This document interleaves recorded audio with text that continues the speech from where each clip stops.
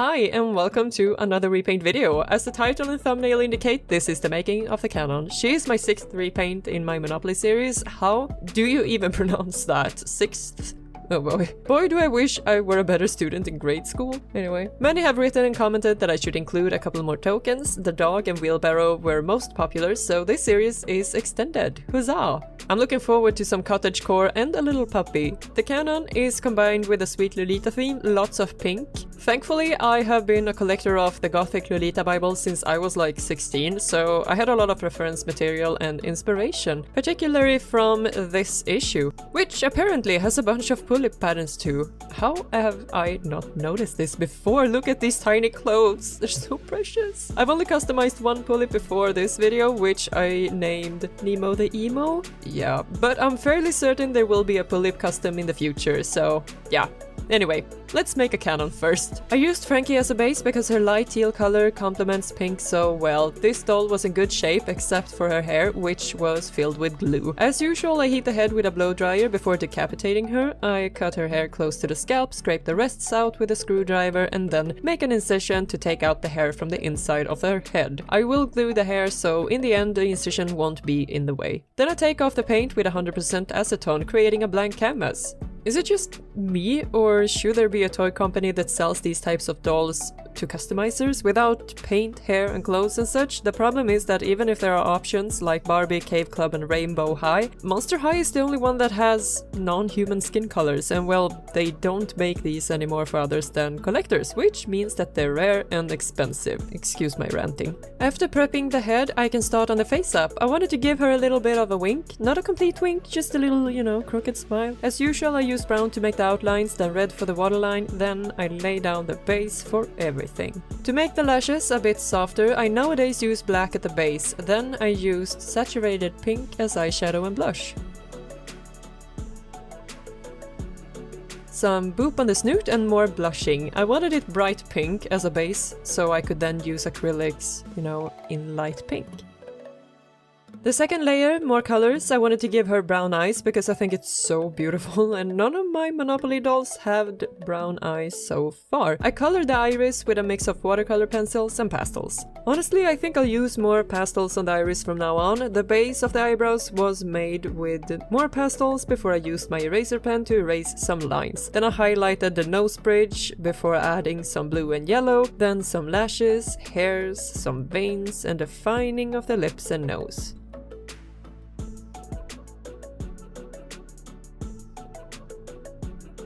I start the third layer with my white watercolor pencil to brighten up the iris, then I try defining the smirk a bit before more nose bridge highlight.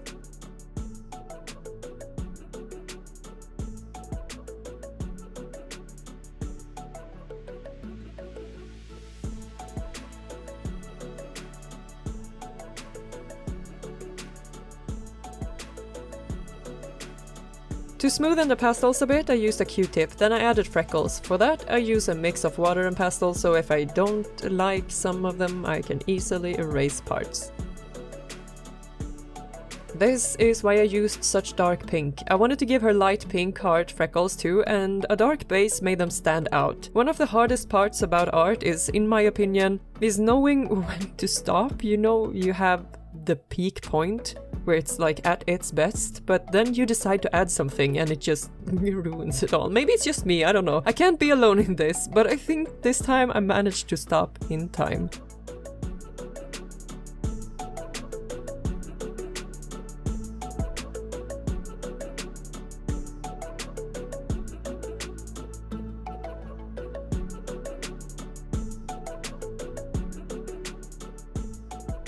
Some gloss on the lips and the nose, and then she's almost ready to be assembled. I used Tamiya gloss varnish. It's really good stuff.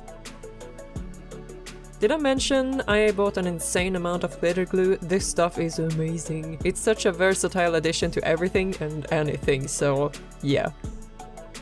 Right now it looks quite blobby, but as soon as it dries there will only be glitter left. To erase the stitches, I have to use acetone on the forearms and sand the rest of the body. I lightly brush it with acetone though to get most of it off before sanding. I cut off the seams while working on the body and got rid of the bolts on the throat, then I gave the body a base layer of MSC before blushing. It makes a really big difference.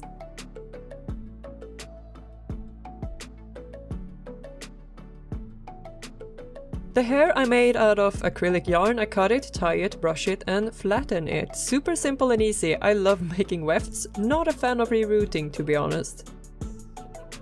To make the huge drill curls, I followed this tutorial. Well, kind of almost. Not completely, because I operate on such a small scale. Next time I'll do it a bit differently. First I used masking tape and created these bases, then I glued wefts onto them.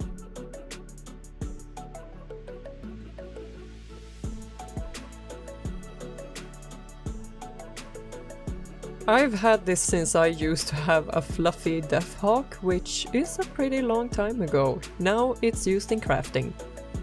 After doing the inside, I do the same on the other side of the base.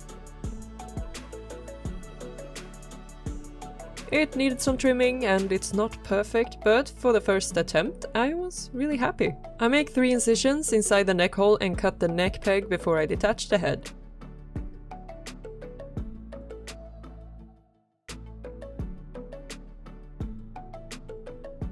I paint the scalp and let that dry before gluing the hair drills and wefts.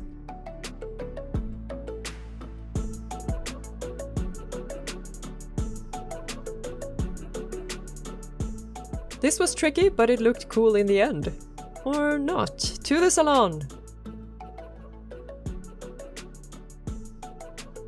To cut it, I use an eyebrow razor, then I bend the bangs and voila! The dress was made from Moonlight Jewel's Lolita dress pattern. I added a bunch of bows and some decorations. I love this pattern so much and I have used it a lot. To give the dress some more dimension, I use pastels at the seams. Oh, well, more glitter glue, because glitter glue. I made some hearts out of this stuff too. I made her a crown. Next time I'll show the exact process. Overall, this was a huge experiment with 2 rage quits. First I used a pipette as a base, then some red velvet and gold glitter thick paper. Then I bedazzled it with some decorations. Let's make some pretty shoes. I used these Draculaura shoes as a base and I cleaned the paint off with acetone and gave it a base layer of MSC, then I painted them.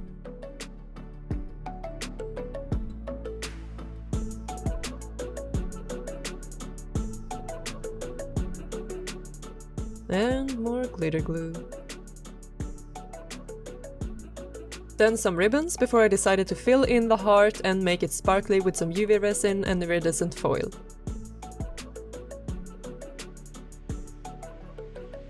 Next I decorated the sniper rifle. She is the cannon, so she needs to be armed. I used a primer, pink paint and varnish for it not to chip off. This color is everything. First I sanded it for it all to stick even better. After sanding it, I made a UV resin substitute for the magazine. I had to create a mold, which I did by taping a plastic sheet around it. I didn't want to use the expensive silicone mold putty. Thankfully, this worked really well. Then I reinforced it with hot glue, waited a while for it to cool down and removed the original magazine.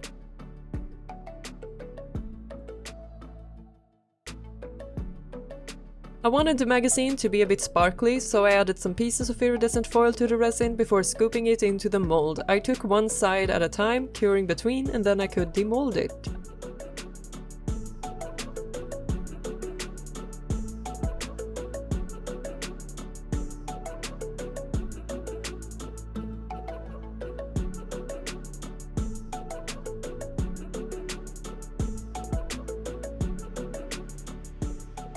A little replica! I skipped the ammunition though and filled it with stars and sparkles. Then I made a mold of the end of the rifle, used the rest of the UV resin and added it to the gun.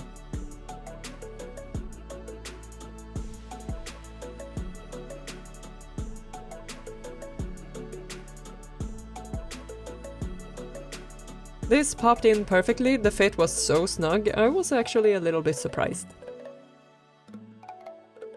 So this is it so far. I made the rifle first, hence the body in the background. Now it's time for some cute decors.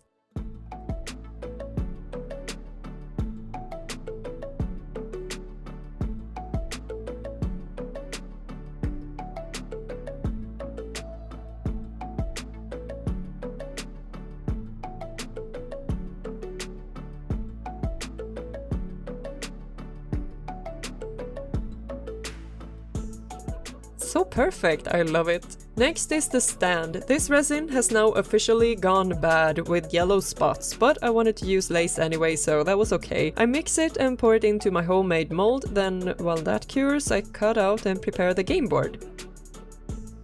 I'm going to miss these little round boards when I'm finished with this series. Anyway, I glue the top of it in 2 layers to ensure it doesn't get ruined by the resin. Then I glue it underneath and attach it to the resin.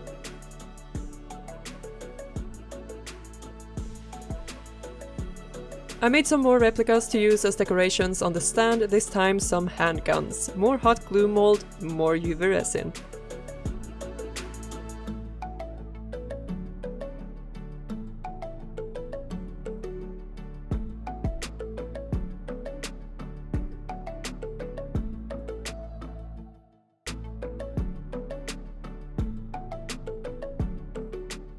I glue them to the board before making the streets all sparkly and stuff.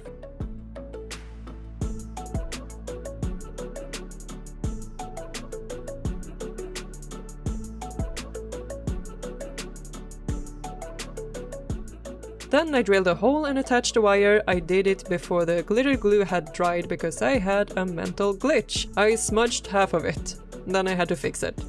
It's okay, I'm okay. Finally, I gave it a layer of clear 2-part resin. I love how it feels like magic when you pour a liquid mixture that hardens into clear plastic. It's so cool. It's chemistry, but it's so cool. Here I'm using an embossing tool to eliminate the bubbles. No more matches and burnt resin for me. Then, after 24 hours, I can demold.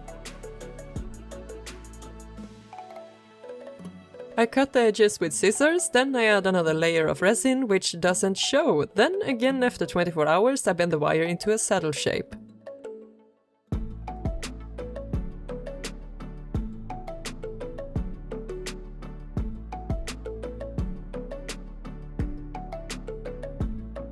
And for the first time in forever, it fit perfectly on the first try.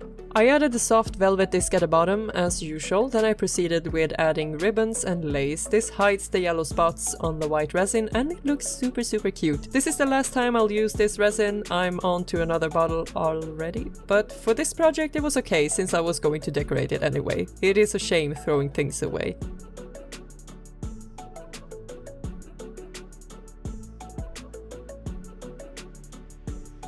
One Monopoly doll stand finished. And that was it. The cannon is finished. I named her Remy, short for Remington. Remington is a firearm manufacturer and a brand of hairstyling tools, so it couldn't be more fitting. She is bubbly and happy, playing and dancing around, and her main hobby is weapons. All of her firearms have names and, according to her, personalities. And she's basically, you know, she interacts with them as children do with dolls. So yeah, that's her. She's a very cool addition to my Monopoly gang. They are turning more and more into real game characters for me with their traits and interests. Next up is the wheelbarrow, so I'm trying out cottagecore now. I've never done that before, but yeah, it's going to be interesting. I'll do my best.